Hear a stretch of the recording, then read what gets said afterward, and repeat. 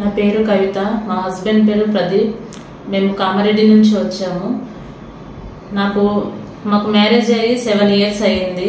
పిల్లలు లేరు. నాకు పిసిఓడి ప్రాబ్లం ఉండింది. అది సర్జరీ చేయించుకున్నా పిల్లలు అవ్వలేదు.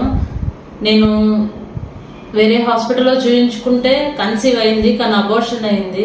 దాన్ని బట్టి నేను ఇంకా ఎక్కడ చూయించుకోకుండా సైలెంట్ గా ఉండిపోయాను. తెలిసిన వాళ్ళు నాకు ఇక్కడ బాగా చూస్తారు, నాకు అక్కడికి వెళ్తే అయింది అన్నట్టుగా చెప్పితే వాళ్ళ వల్ల నేను ఇక్కడికి వచ్చాను, శ్రేష్ఠ హాస్పిటల్కి.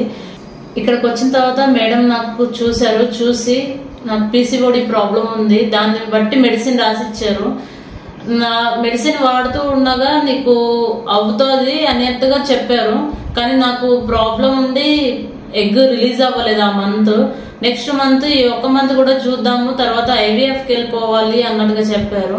సరే అనేసి మేము మేడం మీద నమ్మకంతో ఆ మెడిసిన్ కంటిన్యూ చేసాము. నెక్స్ట్ మంత్ నాకు కన్సీవ్ అయింది. ఇప్పుడు 5 months. ఇక్కడ చూపించుకున్న తర్వాత ఇంటి దగ్గర ఉండి ఏదైనా ప్రాబ్లం ఉంది అని కాల్ చేసినా గానీ కరెక్ట్ గా రెస్పాండ్ అయ్యి ఆ సిచ్యువేషన్ లో ఏం చేయాలి, ఏది వాడాలి, ఏది వాడొద్దు, ఎలా ఉండాలి అని ప్రతిదీ చెప్పారు. ఏ డైట్ తీసుకుంటే బాగుంటది, ఏ డైట్ తీసుకోవద్దు అని డైట్ కన్సల్టేషన్ కూడా ఇచ్చారు. ఇక్కడ ప్రతి ఒక్కరు బాగా రిసీవ్ చేసుకున్నారు. Thank you Kavitha madam, thank you Shreshta hospital.